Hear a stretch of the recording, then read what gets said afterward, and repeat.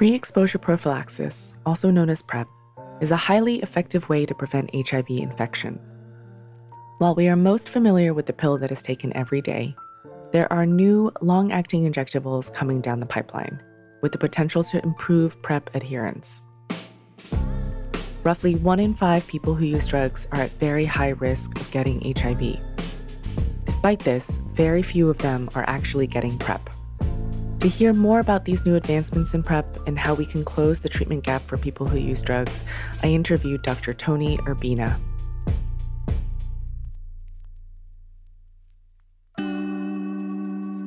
Hi, Tony. Thanks for joining us today. Would you mind sharing just your name and a little bit about yourself and what you do? Sure.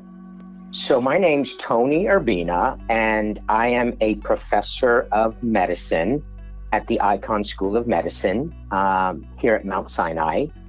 I'm also the medical director of a HIV and HIV prevention clinic housed in the Chelsea area of Manhattan.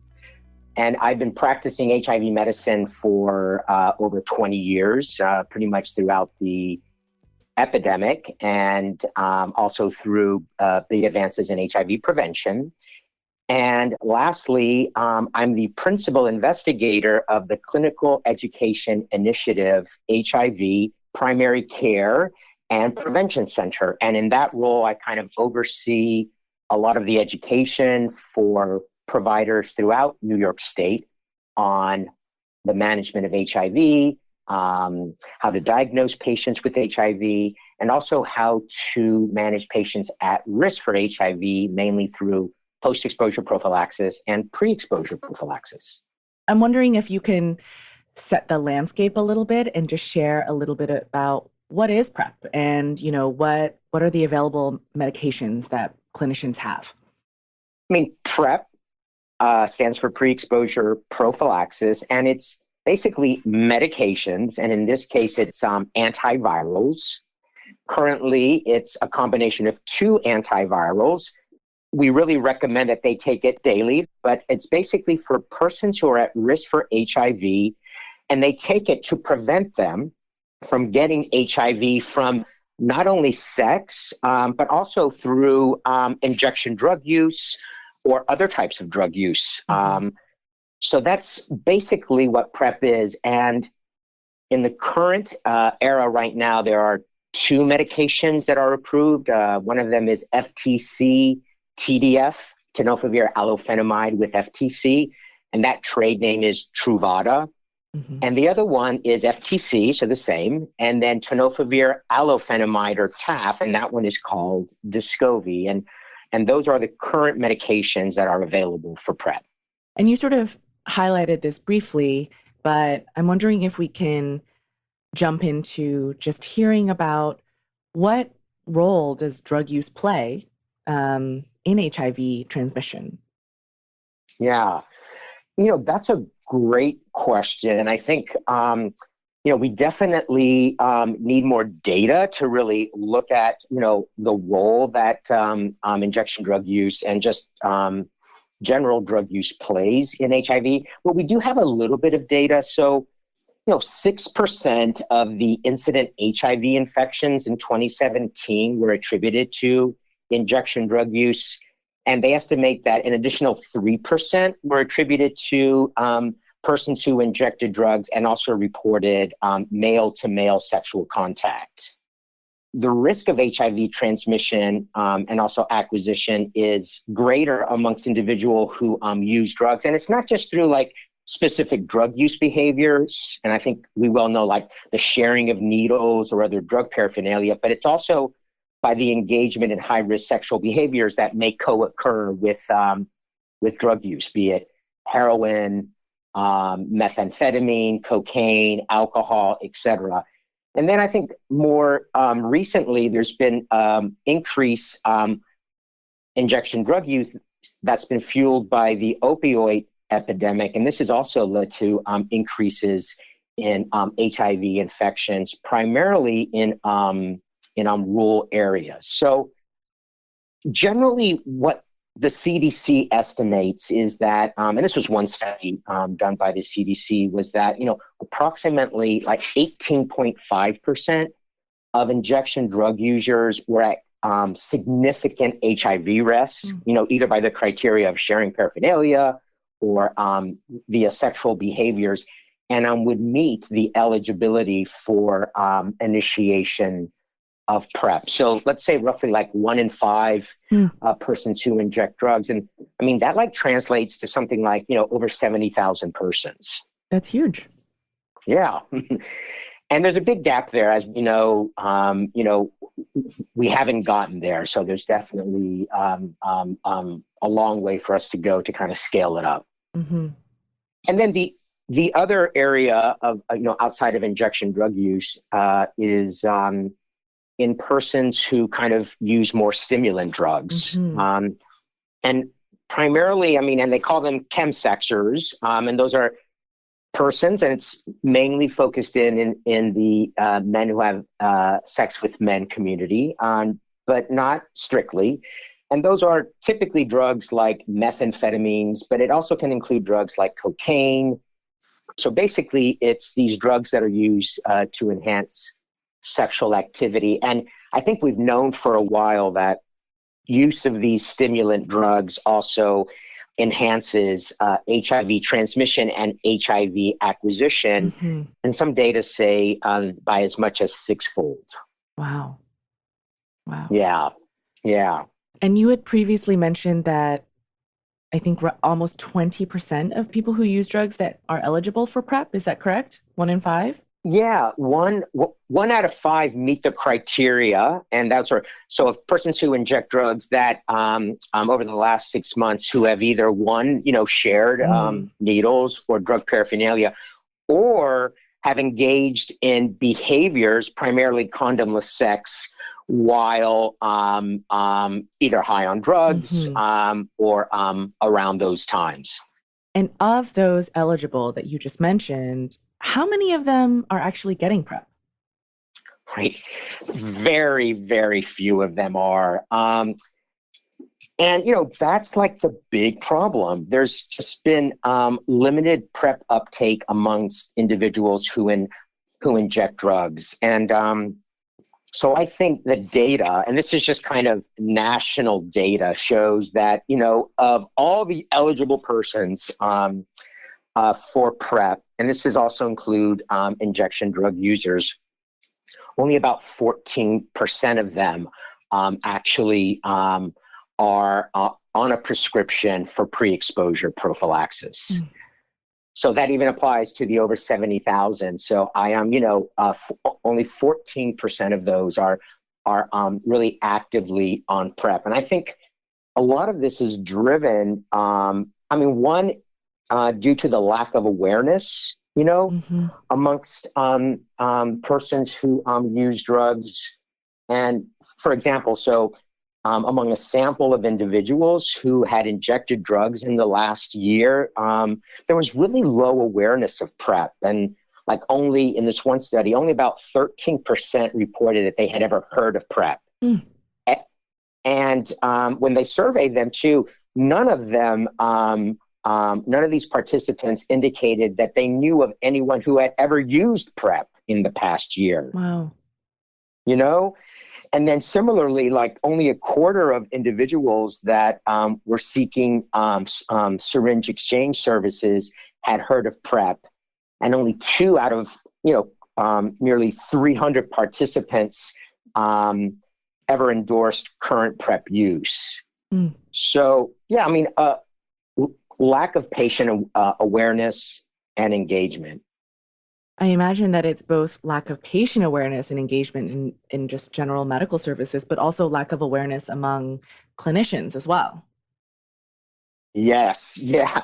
So, I think it's definitely multifactorial. And that's like the other part of this is that the big challenge, I think, to like widespread scaling up of PrEP amongst individuals who use drugs, inject drugs, a lot of that is, I think, stems from provider attitudes towards PrEP for this population. So, for example, in a survey, HIV care providers reported that they were less likely to prescribe PrEP to individuals who inject drugs relative to men who have sex with men. And, their main concerns are concerns about adherence and consistent attendance, retention, and follow-up.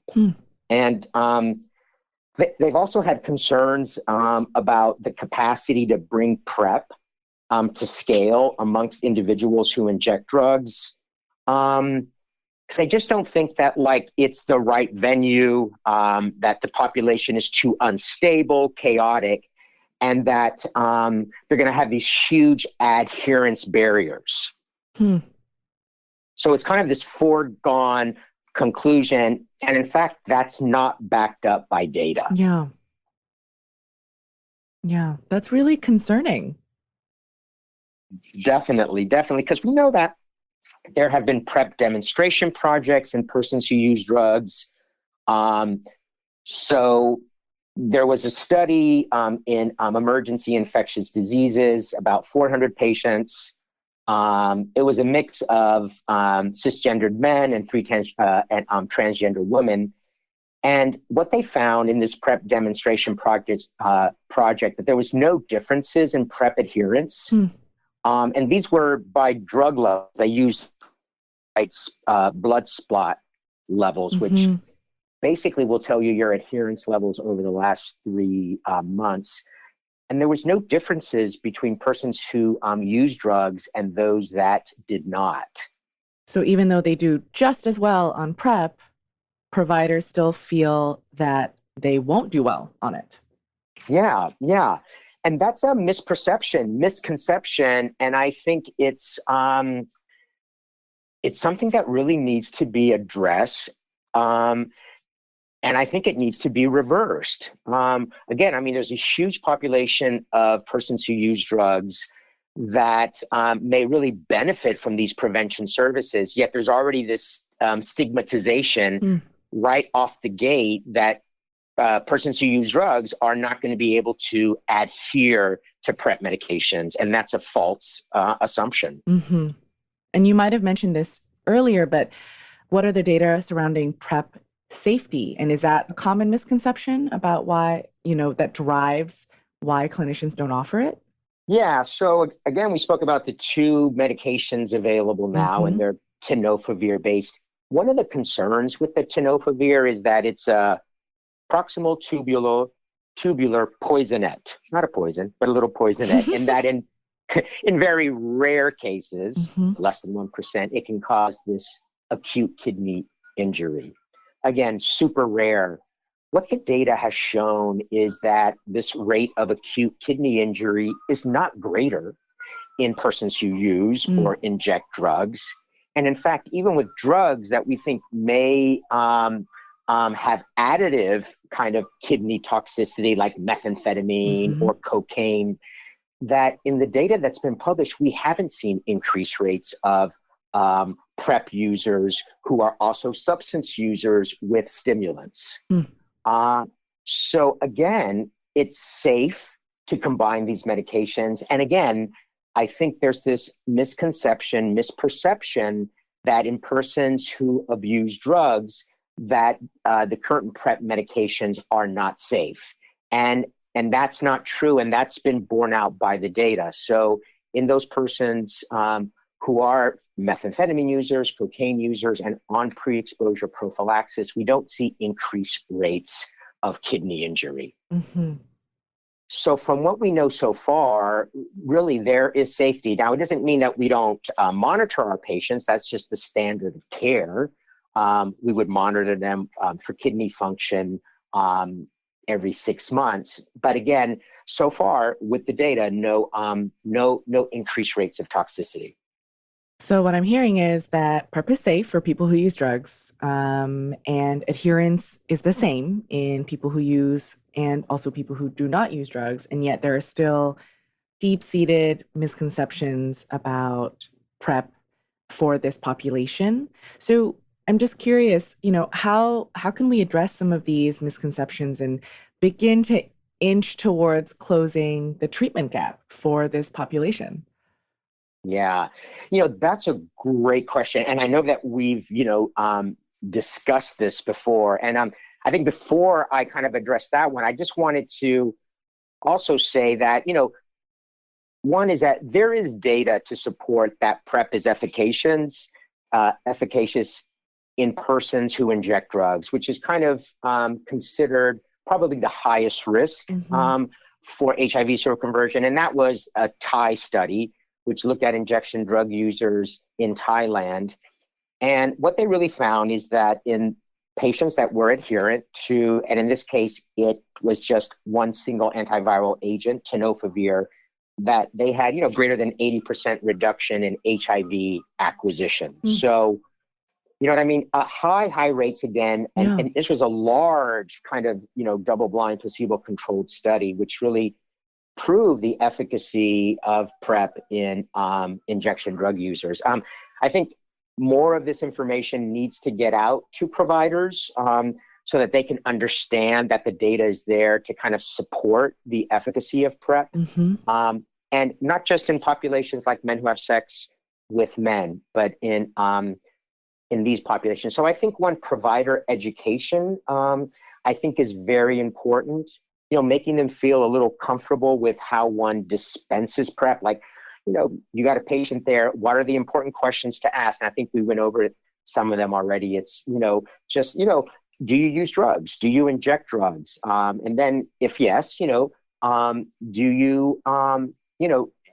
you practice safe injection practices? If not, okay, let me know what's happened. And then, during intoxication, do you engage in sexual behaviors that may put you at increased risk for HIV, like condomless sex, be it insertive, receptive, et cetera. So I think kind of giving more providers kind of a easy script so that they can kind of more confidently kind of assess patients and assess whether they're great candidates for PrEP or not. And then the other thing that I think is super important is that these services be provided, but not just in HIV clinics or by ID doctors or by even PrEP clinics, but that we start to look at other venues.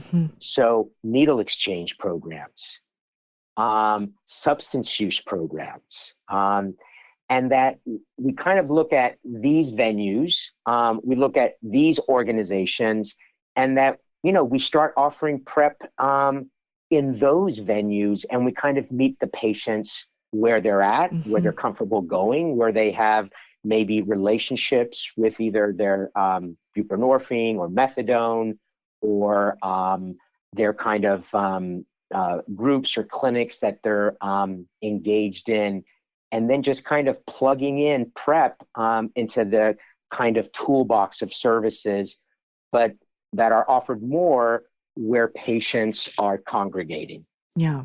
I mean, it sounds like, we need to do more work around disseminating all of this research and education to clinicians and, provide a roadmap for how they can get to identifying a patient is eligible and would benefit from PrEP initiation, and then actually doing it, like getting down to the details of prescribing, talking to the patient about their behaviors, and just, it almost feels like clinicians might need a script or to be sort of walked through how that process what that process looks like.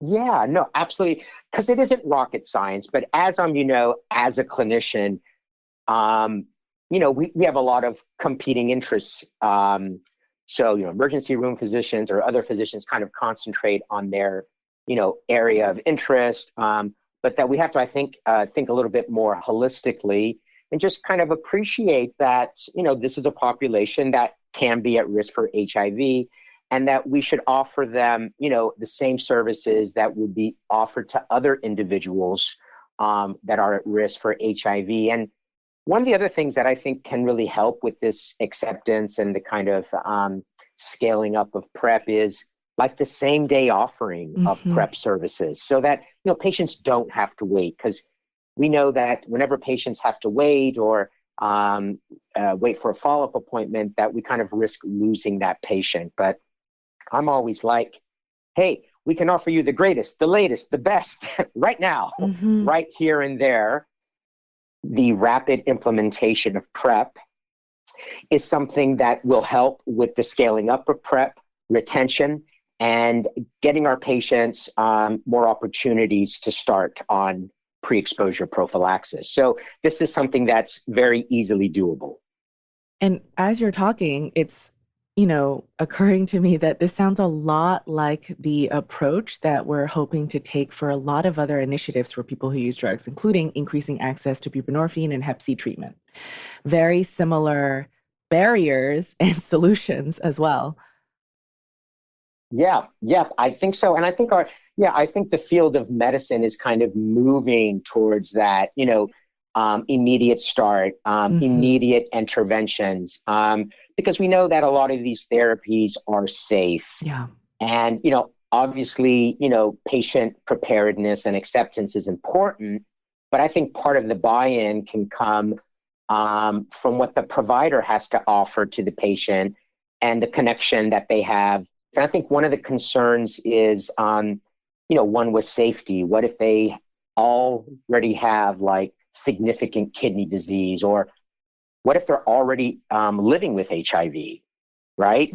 So, but I think we can set up workflows and processes that can address these issues. So one of the things is that, rapid point of care testing, I think, is a great way to screen out people or persons already living with HIV. And just the one thing with PrEP that I think is an important point to remember is that PrEP is just 2 antivirals. So normally, if somebody is living with HIV and has established HIV infection, you need to put them on 3 antivirals. So PrEP, just being 2, would be inadequate treatment for somebody that's already living with HIV. But what we know is that you can draw patients' baseline labs, and if you feel they've had any significant risk within the last month, you can also throw in a HIV viral load test that will pick up very early infection. And as long as you can contact the patient, let's say that they've already started, once the results come in, and let's say that you find that they were an early infection, or they do have a serum creatinine that's like, 2 or 3, that you can just interrupt their therapy, and nothing bad is going to happen. Just being on these medications for days or even weeks is not going to make the virus highly drug resistant, right, or lead to a lot of mutations, or kind of, cause their kidneys to go into shutdown or failure. So that you can, as long as you have these labs banked, you have a way to follow up or to connect with the patient, then, the therapy in the rare cases where this occurs can be interrupted. And I think if we say, hey, let's draw labs, we'll see you back in a couple of weeks, let's see how you do that, those are the patients that don't come back. And that's a huge loss and a huge intervention that could have helped, have a huge impact on their life. Yeah.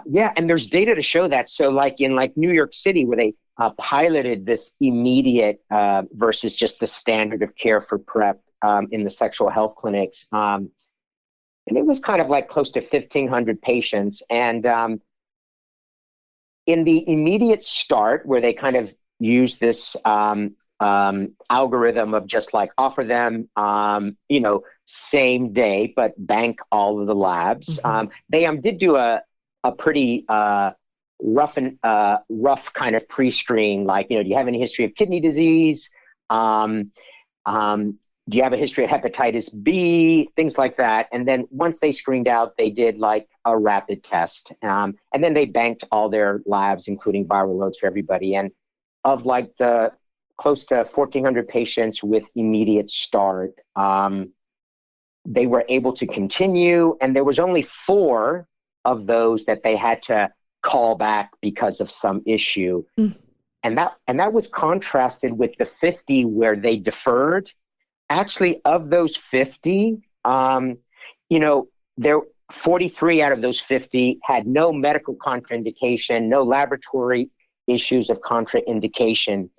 But by deferring them, they were only able to start 15 out of those 50. Wow. So 35 or 70% were lost. Exactly what you had said about this missed opportunity. Yeah, that's quite a difference in engagement. And it's really quite shocking, actually. And I want to ask a question about, these labs. Yeah, For for clinicians who may be engaging with patients via telemedicine who are yeah, requesting PrEP, what do you recommend in terms of obtaining these baseline labs and banking them? yeah. So even with telemedicine, I mean, great use of telemedicine, especially during this, pandemic, making sure patients are safe, but also have access to their provider. Um, what we've kind of been suggesting is that you can have that initial visit where you take your history, you kind of talk about pre-exposure prophylaxis, its efficacy, and et cetera. And then you can really direct a patient to either a LabCorp or a Quest, and we call it to future the order. Hmm. So to put it into the system so that the patient can then go to either a in-hospital or a community-based lab and just have their labs drawn there. Hmm. And then, when those labs get resulted, you have to make sure that you have access to them either within your electronic medical record or through fax. And then you can easily communicate with the patient these results. So not only do I think that you can do that with an initial visit, but definitely for patients that are already on pre-exposure prophylaxis, that for monitoring visits, I think you can have telehealth visits just to check in with the patients, but that you can just future and put in these orders for the labs prior to that video or tele visit, so that you can discuss those results. And basically, for monitoring of PrEP, the important thing is that you want to make sure that the patient remains HIV negative. Hmm. So those are quarterly HIV tests. And in most populations, or at least those that have frequent sexual partners or are sharing drug paraphernalia, that they also have frequent screens for sexually transmitted infections. Hmm.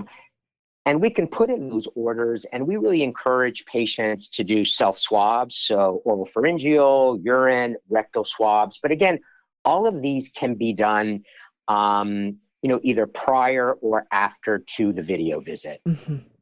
So that should not be a barrier to actually prescribing PrEP via telemedicine.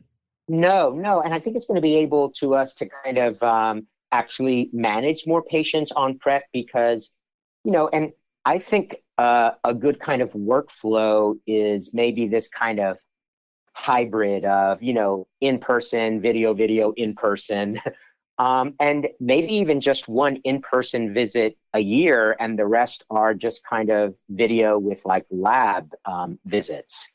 So, yeah, it should not get in the way. And in fact, it should, lower the barrier of like accessing medications. Again, the important thing is that patients come in to do their blood works. You make sure that they remain HIV negative, Hmm. because if someone should seroconvert, you don't just want to put them on PrEP. Remember, it's just two drugs. You want to put them on a fully suppressive regimen, which would involve 3 antivirals combined. And typically, you could still give them a single tablet regimen. A related question, something that we see quite frequently in the population of people who use or inject drugs is just kind of like a, a smattering of other priorities that people have to deal with in their life. And for some, for actually many, it's very hard to get to a LabCorp or a Quest or like a community-based lab center. And very often, I think sometimes we have to use patient navigators or community health workers to help Right. shepherd people there. So, Yeah. and I sort of suspect that, asking some of these patients to go to get their quarterly lab somewhere else in the community might be really hard. So what would you do in Yeah. that situation? Yeah. Yeah. That's a great question. One thing that just comes to mind and that we've also used as well is kind of home-based testing. Mm, So we know that there are home-based, HIV tests. So there's the oral saliva-based OraQuick test for HIV. So that's something I know during this pandemic too, we were mailing a lot of those out. I mean, in this case, the barrier was really, patients not wanting to get on subways or not, wanting to socially distance or right. not leave their apartment. And then there's also home-based STI testing Mm-hmm. that also can be done, which may be easier for patients that have, barriers to either, accessing a lab, wanting to go to a lab. And then I think one of the other things that I think that one can consider too is possibly setting up very low barrier access for blood draws and for screenings, either within your clinic or within, I would say, organizations that provide any type of substance use counseling, be it a CBO or a community health center. So basically drop-in centers. Mm-hmm. Where they can come in, it doesn't have to be scheduled, and they basically have kind of resources available to kind of meet patients where they're at, including evening hours or kind of weekend hours where they can drop in. And because one of the things that's going to come up, and you kind of bring this up, is that if patients don't show up for their follow-up visits, what do you do? Right. Do you interrupt their therapy? I think we should not interrupt their therapies, really. And what we try to do is we try to meet patients in the middle. So let's say that they miss their follow-up appointment. My tendency is to say, listen, I'm going to write you for another month of pre-exposure prophylaxis, but I really need you to come in or come somewhere just so we can check your HIV status and a kidney function, and to really try to get them, to give them that kind of buffer. Mm-hmm. And that buffer can be, anywhere from, I tend to do it for like a month. After that, you really do want to really encourage them to come in. And I think it's one of the limitations right now of our pre-exposure prophylaxis is that it's basically oral medications, needs to be taken daily. And again, checking every 3 months. Now, in patients that are stable, doing well, and you have confidence in their adherence, I think that there could be possibilities of maybe just doing their blood work every 6 months. But again, I would err on the side of caution a little bit, just initially, just upfront. I mean, regardless of the population, is just, I would say if they can show adherence to quarterly lab draws for the first year, and then one may also say, hey, I think, maybe we can have the frequency of testing be every 6 months. But I would say home-based testing would be the most convenient. The other is just kind of like lower barrier to kind of laboratory-based testing within your clinic, offering weekend and evening hours. And then the third is possibly extending that window, every 6 months in those patients where you're confident about their adherence. TDF versus TAF. Like, what do clinicians need to know about how to select between the two? Right. Yeah. So that's a great question. And just to also know that TDF now is generic. The TDF, FTC now, those co-formulations are generic. So I think one of the important differences is in their effectiveness and in the populations that they've been studied. So for TDF, FTC, basically effectiveness in all populations. And for TAF and FTC, really just cisgender men and transgender women. So we don't have the data yet about TAF FTC for vaginal exposures, and we don't have the data for persons who inject drugs. Mm-hmm. So those are, I would say, two of the very important differences between the two. And then some of the other differences are TAF FTC was basically designed, tweaked a little bit to be to have less kidney issues and to have less issues on bone mineral densities. So I would say in patients where you're concerned either because of increasing age, advancing age, or because of comorbidities, be it osteopenia, osteoporosis, or CKD, that you may want to use TAF FTC. Mm-hmm. So those are two important differences. And the other difference, is that another way to prescribe PrEP besides daily dosing. And one of the things that's very important also, and it comes in our script when we counsel our providers in terms of counseling patients who use drugs. For patients who report injection drug use, and again, we reported that TIE study. I mean, one can imagine that if,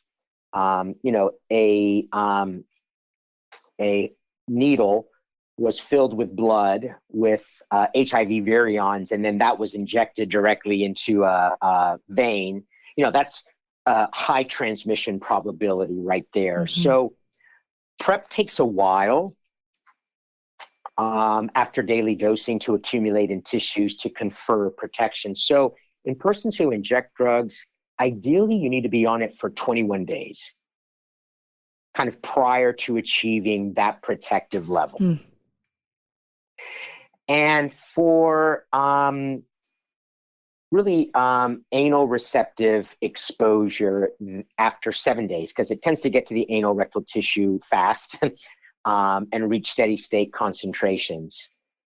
For vaginal tissue, it's also 21 days. And typically it's this 21-7 rule of thumb. It's that for anal rectal exposure, you have to be on it daily for 7 days. Mm-hmm.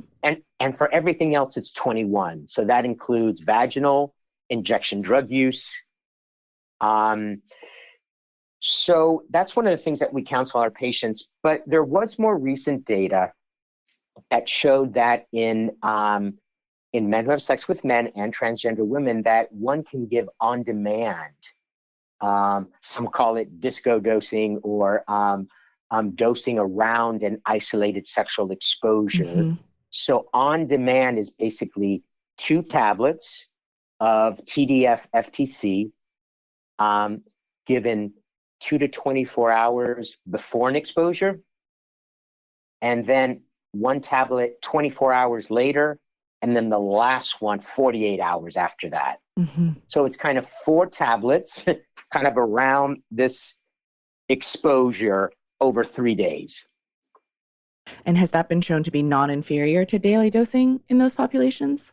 Yes. Yeah. So in those populations, and there was a double-blind, dummy, placebo-controlled study that showed that on-demand can be as effective as daily dosing in certain populations, and in those that were studied. So that was men who have sex with men, and in a smaller proportion of transgender women. So importantly here, it's really not indicated in persons who inject drugs, Mm-hmm.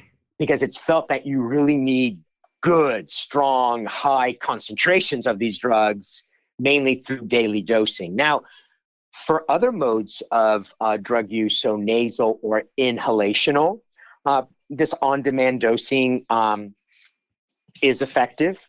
So in the studies where they looked at this on-demand dosing, there's a subset of patients that did report kind of stimulant drug use, and there was no difference in efficacy between those that reported either nasal or inhalational use of drugs. So I think those are some of the biggest differences. So unfortunately, or rather fortunately, just for persons who inject drugs, it's really as for cisgendered women or vaginal exposure, it's really daily dosing. Mm-hmm. So I'm imagining a scenario where a provider might be working with a person who injects, let's say, fentanyl and is requesting PrEP, but is requesting on-demand dosing for PrEP. What should the provider do in that scenario? Should they still offer PrEP? Yeah, very interesting question. One of the kind of strategy of on demand, which makes it, I think, so effective, is these 2 tablets Mm-hmm. that you give that kind of day before the exposure, or as close as 2 hours before, but ideally closer to that 24 is better. I would really try to counsel patients and tell them, listen, the data really hasn't looked at injection drug use and on-demand dosing. We know that injection drug use, can confer one of the highest risks for transmission of HIV, just like the donation of HIV positive blood supply, in the bank, which rarely occurs. What I would offer for that patient is possibly a harm reductionist approach to say, listen, I think we can maybe do a hybrid of on-demand versus daily dosing. What I really would like you to do is let's start off with daily dosing. And then what I really want you to do is to really take it daily. And I want to see you back in either a couple of weeks or a month.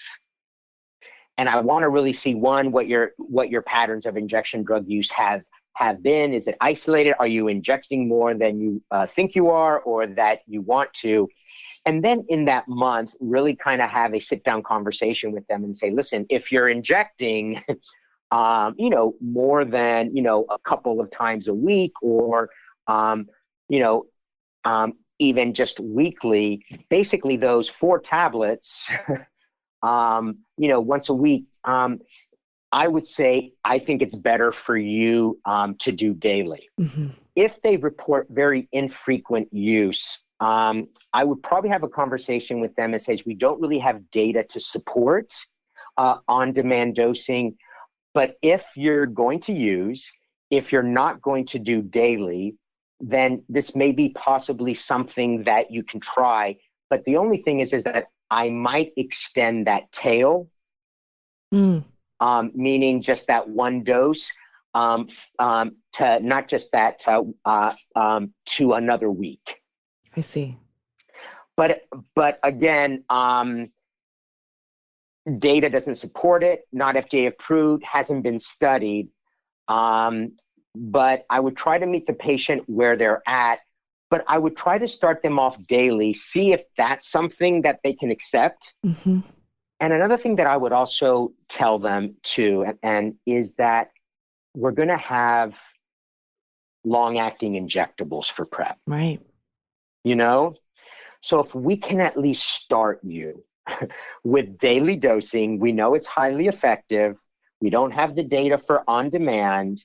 That would definitely be off-label, but it's something that we can, potentially use in an off-label harm reductionist approach. But that if you can hang in there, take these medications, prevent HIV, that we're going to have these long-acting injectables that are going to last in your body for a couple of months, 6 months, or even a year. That's amazing. Yeah. So again, I think that I call it that carrot, and I think also we know that in persons who use drugs, that although there's limited awareness about PrEP, but if we ask persons who inject drugs if they're interested in pre-exposure prophylaxis, a large majority are. Yeah. Yeah.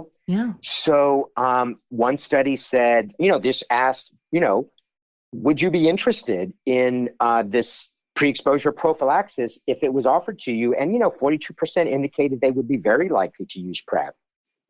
Another quarter said somewhat likely. And a third said that they were not. We know that in HIV negative individuals who inject drugs, for example, in like this Vancouver study, 1/3 expressed this, willingness to use PrEP. Mm-hmm. And in those where they were educated in syringe exchanges services, 63% said, yeah, this is something that I would be interested in doing. And this level of interest, even though these long-acting injectables, the data so far hasn't been studied specifically in persons who inject drugs, but when they sampled populations who inject drugs and said, hey, would you be interested in these long-acting injectables? There was a lot of interest. Mm-hmm. I mean, over 70% were willing to use a long-acting injectable. Mm-hmm. I just think the future of these long-acting injectables is so transformative. Wow. And just so people know, what is this long-acting injectable called, and how often would it be dosed? Oh, yeah. So, and the studies have basically already been published. They're the HPTN 083 and the HPTN 084 studies. And what the studies did, and it's very rigorous, they compared oral PrEP to these long-acting injectable. And the name of the long-acting injectable is cabotegravir. And it is an injection that is given every 2 months. Great. Yeah. And in the first study that looked at men who have sex with men and transgender women, it was 69% more effective than oral PrEP.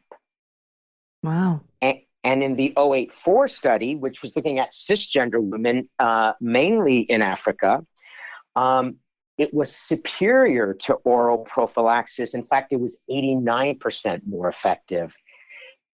And I think not surprising. I mean, oral PrEP we know is effective, but I think these long-acting injectables, of course, I think it's obvious that patients can adhere to an injectable therapy that has such a longer half-life than to the oral medications. And that's what was driving this greater effectiveness. So those are the long-acting intramuscular injectables. So now they're probably going to be, the recommendation is that they're given intragluteal. So they probably cannot be self-injected. Right. And I think those will be available probably 2022. Wow. Really coming down the pipeline. Yeah, really coming down.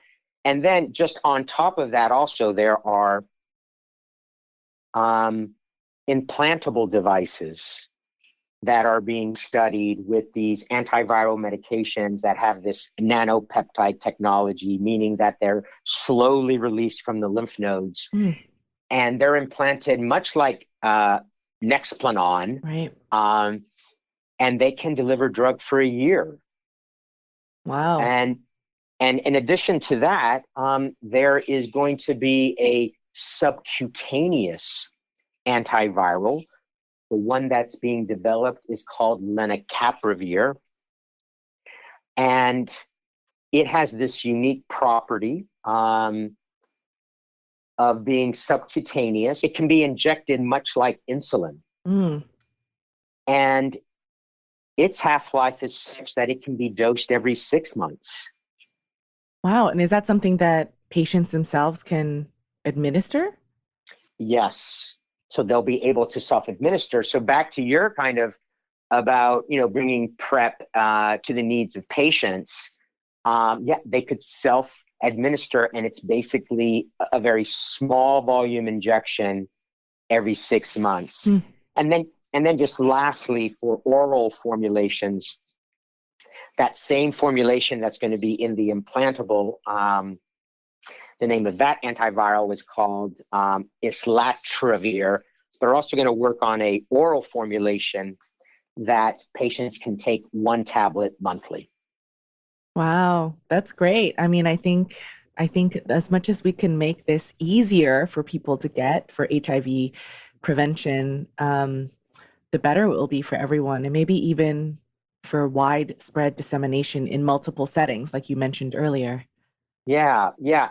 And I do think we need the help of our substance use colleagues and buprenorphine prescribers, which we all should be, and our multidisciplinary teams, because it's really about, I still think it comes down to motivational interviewing. Yeah. And why is this important to the patient? How are we going to get them to buy in? The pharmacology is there, the effectiveness is there, the data is there in populations who use drugs, in populations who inject drugs. But still, I think besides the lack of awareness, I also think it's patient buy-in. And that's where I think we need the help of our colleagues. And Linda, I'm just going to throw it to you. And I know you're interviewing me, but I want to ask you, Yeah.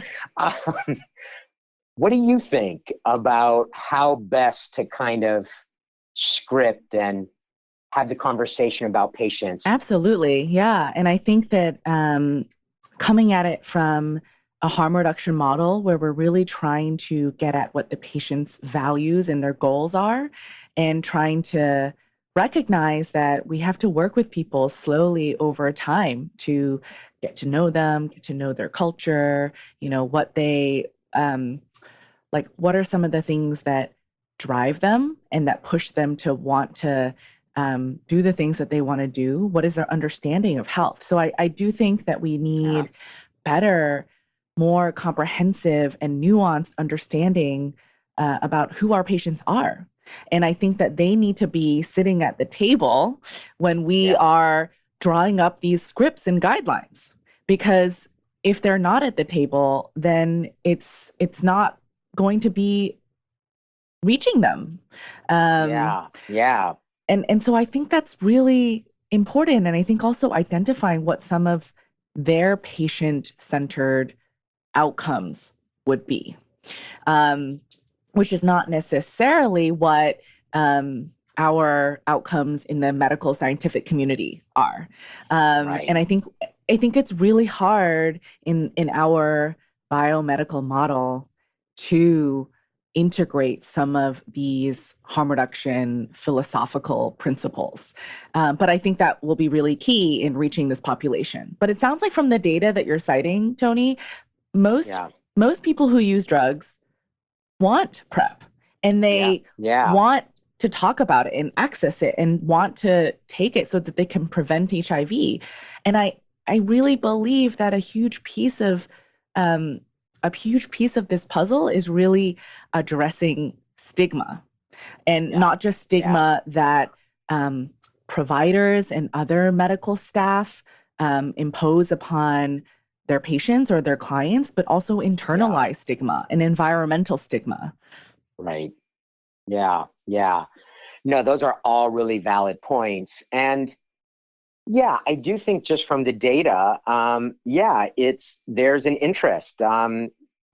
Patients are not given, information about pre-exposure prophylaxis. And I have often had patients that have come up to me who use drugs and say, I just really appreciate that you don't just talk to me about my drug use, but Exactly. that you talk to me about other things that are important to me, and that you validate me as a person, that you don't judge me for using drugs, and that you realize that other aspects of my health, of my sexual health, of my well-being are important. And that's how I try to throw in not just prevention for HIV, but prevention for other things like heart disease and diabetes and things like that. And I think that they really appreciate that.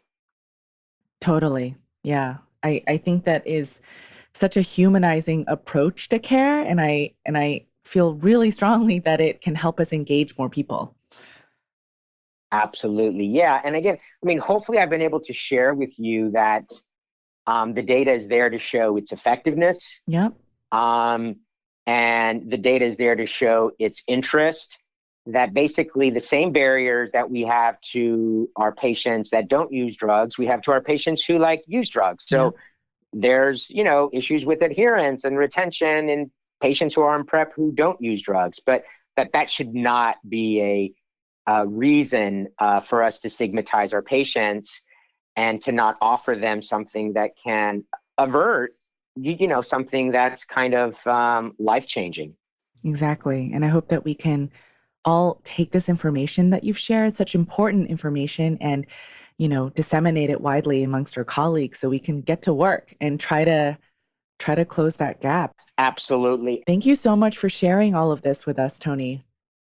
You are very welcome. It was my pleasure. Any Positive Change, a drug user health podcast, is part of the New York State Clinical Education Initiative, or CEI. We are funded by the New York State AIDS Institute to provide progressive continuing medical education for clinicians to enhance their capacity to deliver high-quality healthcare services and to improve patient outcomes. CEI offers free CE-accredited trainings, conferences, clinical technical assistance, and tools on sexual health, HIV primary care and prevention, hepatitis C treatment, and drug user health. You can also speak with Dr. Margie Urbin and other clinical specialists directly to discuss STI, PEP, PrEP, HIV, hepatitis C, and drug user health management by calling our CEI line at 1-866-637-2342. You can also find that number and more information at ceitraining.org.